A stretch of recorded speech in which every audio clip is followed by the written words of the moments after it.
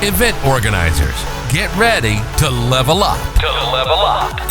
You're listening to the Event Academy Live podcast, where we elevate motivated event organizers. This podcast is brought to you by Fusion, all the event ticketing features and support you need for one low price. Check them out at getfusionsolutions.com. Now, it's time for your host, Jake Spurley. Hello and welcome back to another episode of Event Academy Live. If you're in the ticketing industry, I'm sure you've had to print tickets or send tickets. It's just what we have to do with live events. And today, I have a super special guest. The guy's been with the company for, 12 plus years. He knows tickets inside and out. If you need to figure out a way to get tickets into the hands of your consumers, this guy can not only solve the problem for you, but also provide the correct solution. We have Lewis from Boca Systems. Lewis, thank you so much for joining us today. Oh, it's my pleasure, Jake. Thanks for having me. And I've never received such a complimentary introduction before in my life, so I'm very flattered. I really try and hype people up because they deserve it. If you're on this podcast, like, you aren't just a schmuck in the industry. You know what you're doing. You've been around for a while. And if you don't know Boca, so Fusion Tickets is who we partner with for all of our basic ticket printing needs. So it's who we have an integration with for our fan fold tickets, thermal tickets. And that's also where we get our ticket stock from. So when you order ticket stock from us, we only help with the design process. We have the whole Boca team behind us supporting that to make sure the delivery and the quality of that custom ticket stock is A+, top notch. So Lewis, for somebody that doesn't know Boca or doesn't know you, give them a little rundown of what is Boca, who is Lewis, kind of your background. Okay, so who is Boca? Boca has been around for 40 plus years. We invented thermal ticket printers in the early 1980s when the industry was really just starting. And about 15 years into our existence, we also started producing thermal ticket stock on presses here at the factory. All of our printers and tickets are produced here in Boca Raton, Florida. All of our employees are here, engineers, sales, production, shipping. So it's really a fully integrated company, and it's unusual having a factory, a manufacturing company here in Boca Raton. So we're very proud of it. And since those early days, we've evolved to produce many different types of thermal printers, printing tickets, wristbands, labels, receipts, for desktops, for kiosks, and we're very proud to serve the industry. Me personally, as you said, I've been here for 11, 12 plus years. I'm a recovering lawyer, and it's actually a family business. And my parents and grandparents started the business many years ago. So I'm proud to be a part of it. A recovering lawyer. Well, the funny part about this is that it's not the first time I've heard an ex-lawyer say that. It's like, yeah, I thought law school was fun, and I did it. I'm like, there's no chance I'm doing this for the rest of my life. Yeah, no, there's a lot of people who were former lawyers in this country and in this world. So I didn't know that. I didn't know that this is a family-run business, and you have ties to that. So it'd be hard to not start there. Tell me a little bit of background. How did your grandparents get into this? How did that even happen? My stepdad and his dad were engineers, or are engineers, and they worked in related industries as mechanical and electrical engineers. And they decided to go out on their own and start a new business of their own in 1980. They saw a need, and they developed the first thermal ticket printer based on what they saw that need was. There were other types of ticket printers in the past that weren't as efficient. Maybe they required, they weren't as fast, they weren't as efficient, they needed more parts that needed replacement on a more frequent basis. So thermal ticket printing really improved things dramatically for ticketing companies. That's awesome. That's a story I had no idea about. And I think telling your story is so important. It just gives people a better understanding of, all right, this company was founded based off need, not because somebody just wanted to invent a ticketing company. Lewis, tell us, I have my own opinion of the state of ticketing, digital ticketing, where I think the industry should head, which might differ from yours, and that's okay. I want to understand, what is your take on the state of ticketing, given that you guys are primarily a paper, I shouldn't say paper based, a like physical based, ticket company That's true. compared to a lot of folks that are going the electronic route. Well, just to comment on a few things, you're right. Paper is probably not the right word. There's various materials that our printers can work with. It can be paper, it can be label, it can be plastic stock. Whether first think about if you go skiing, sometimes those are plastic stock that can get wet, waterproof, water resistant. But it is physical, and we're in an increasingly digital world, and that's been an ongoing trend since the late 2000 odds, 2006, 7, 8. I joined the company in 2010, 11. So that was an already, growing trend, and it's increased every year since. So there are certain areas where digital ticketing has become much more prominent. It's become an aspect of every sector of the industry to a certain extent. But we've seen consistent, strong growth in certain areas, and in some areas it's been weaker. There have been areas where digital ticketing is just the norm. Think about with cinemas. It is just before cinemas all issued a hard ticket. They then kind of gravitated towards a receipt style paper ticket. It was less important. It's a throwaway item, and a large percentage of cinema customers use their phone, use a mobile ticket. But we still see a need at most venues to have a physical form of entry as at least an option. So it's diminished in some areas, some more than others, but we still see it as an ever-present important thing, and especially in fairs and events, which you guys deal with most frequently, we continue to see a very strong need for physical media. So if I was an event organizer, because I think there's a lot of folks that they don't understand or know the possibilities with a printed physical ticket. They're like, I don't know, sending it via emails easier to me. If I was an event organizer that I have a ticketing system, regardless of what system it is, maybe all I know is electronic. I guess educate me or that person that only uses electronic, like what are the use cases for physical tickets, and why should I be not concerned about that, but thinking about maybe implementing that paper strategy into at least a portion of it? Yeah, I mean, I obviously am primarily working with the folks who have determined that a physical option is necessary or is important or adds value to their organization. But I can tell you that over these years that I've been here, I've worked with countless event organizers, both the software providers themselves and the end users, who many of them initially started out with the thought that we're going to do it online only or digital only. And that was the intention.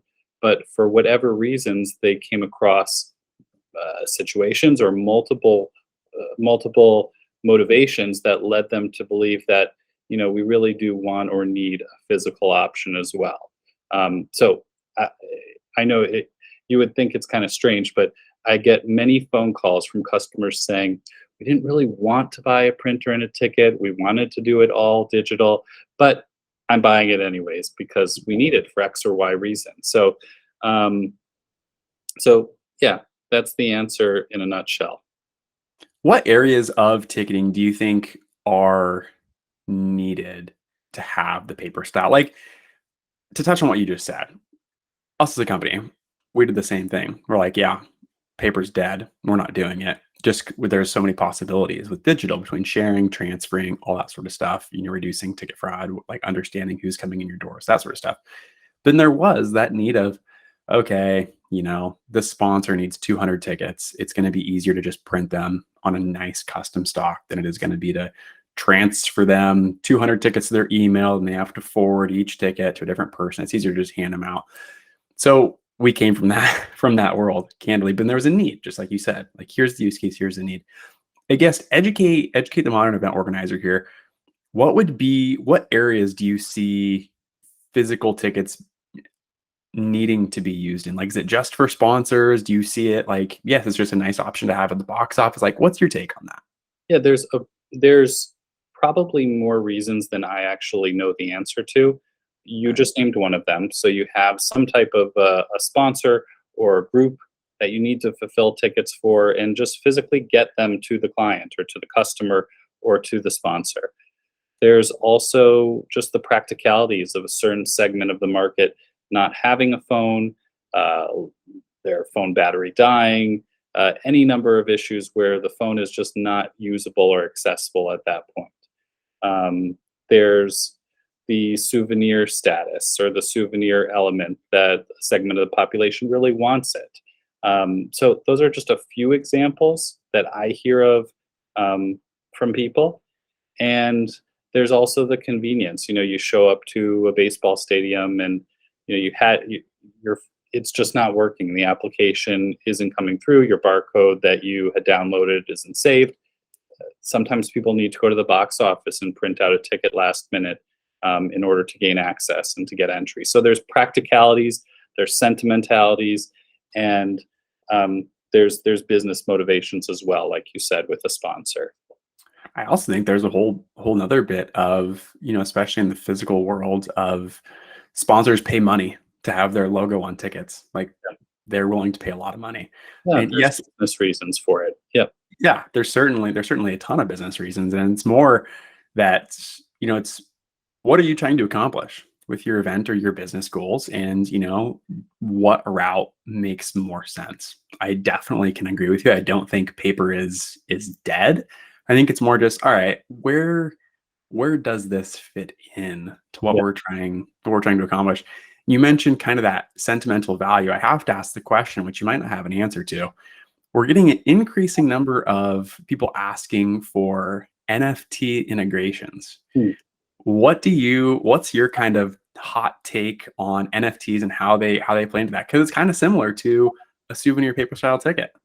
I have no idea, to be honest, if this is like just a gimmick or a fad, or if it's something that will serve a long-term purpose and become like an integral part of the market. I just don't have a crystal ball, and I don't have, we're not in any way involved in any type of projects that are directly related to that, Right. to tokens. So, we continue to evolve and add new features, creating new printers and modified versions of our existing printers all the time.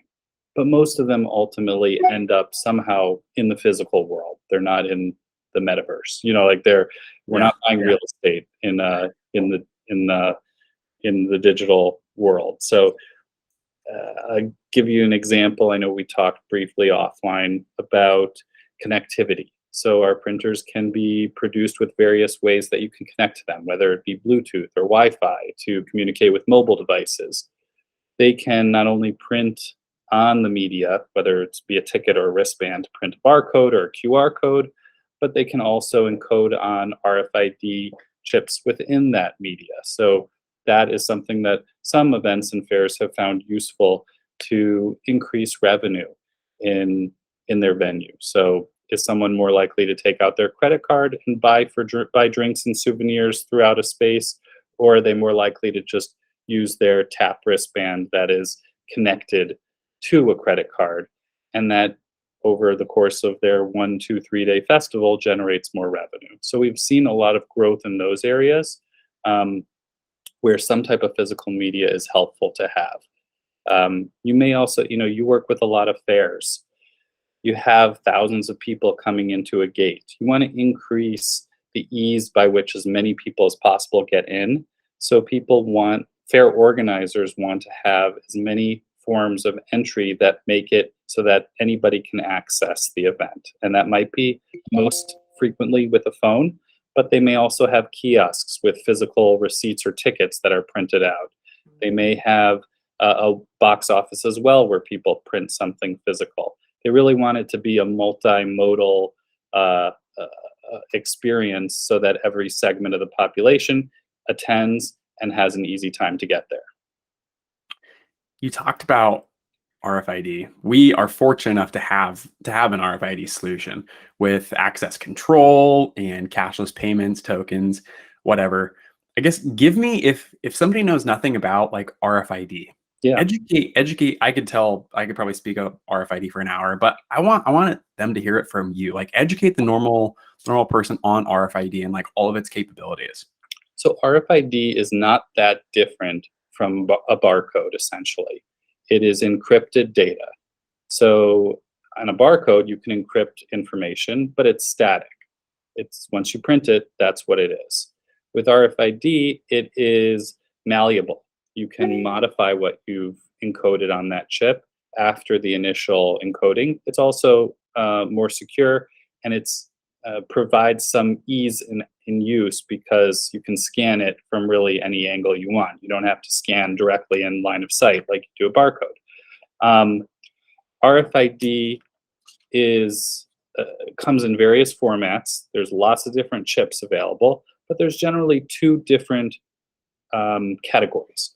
One that involves close range reading, so within 3 or 4 inches. You may see that in a lot of subways, transit authorities, and also at a lot of ticketing events. And then there's also RFID, which is a different format that's a longer range. So it might be 15 plus feet, like going through a turnpike, where it reads the RFID chip on your windshield. That is also used sometimes in the event industry, but only for traffic control to figure out where people are going. Are they going to that exhibit or this exhibit? So you may kind of measure those things over time for your own personal, for the event organizer's knowledge. But in ticketing, where it's connected to a ticket, and for sure when it's connected to a form of payment like a credit card, that close range RFID family of chips is the more common one. It's more secure. Boca in particular, you mentioned you have an RFID solution. There's various types of media that can be used for RFID. Sometimes there are fabric bracelets, there's silicone or other types of kind of rubbery bracelets that you can use. The benefit of a Boca RFID printer with the accompanying thermal RFID media, and that could be a ticket or a wristband, is that one, you don't only have the ability to encode with the printer onto that chip, you can also do printing. So you could print a barcode or graphics or human readable text in addition to encoding on that chip. And you can do it all on the fly at point of sale. So it doesn't have to be pre-encoded. You can do it, have the same flexibility that you would with ticket printing, except with RFID encoding. So that's why some organizers find it very useful. I think RFID is one of those fascinating things in that it's so versatile. It's more just what do you want to do? And all right, great. How can we implement RFID to help you accomplish those goals? Yeah, one of the major questions or learning curve items with RFID that I find from event organizers is cost and benefit. So whereas a normal thermal ticket might cost, or wristband might cost a penny, 2 pennies, an RFID ticket or wristband, because of the expense of that chip, will cost many multiples of that.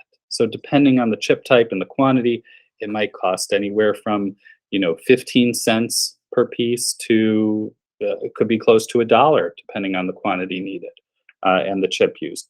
So then the question is that worth it? Is it worth it spending 15 plus times the cost for each ticket or wristband for something? And the answer usually is not just for cool factor. Nobody wants to spend that much money just because tapping feels cool. Right. They want to do it in cases where it serves a real business purpose, like I mentioned, where they find that it makes entry much easier, or in most cases where people will spend more money with the use of an RFID wristband or ticket. Yeah, that's been really one of our bread and butters lately is tasting events. Tasting events that have token. You have to go get in this line, go buy your handful of wood tokens, and all right, I want a beer. Here's your token. And not only we're seeing increased spending in the sum of an average of 20 to 30% in increased spending.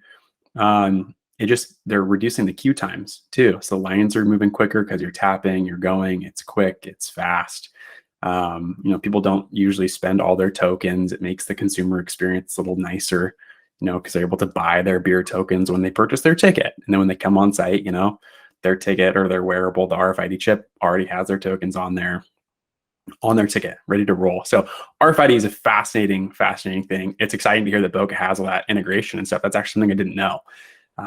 Being able to print that straight on the wristband, right from the point of purchase. That's super exciting stuff. Louis, to wrap this up, we try to keep this, 20, 30 minutes.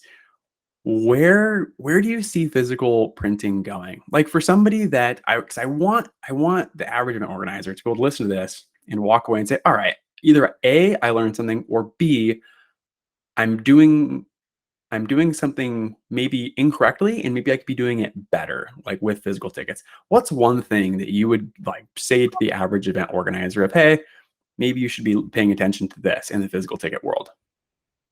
I would say, don't force something because it's a general trend, and don't think, like you said in the beginning of the business that you were starting, you felt, digital ticketing is the trend and I'm just going to go all digital from the start. I would say be open to what your market is telling you, and your market very well might say, yes, digital ticketing should be very much an important component, but physical tickets will serve a benefit and a purpose to your clients and to you.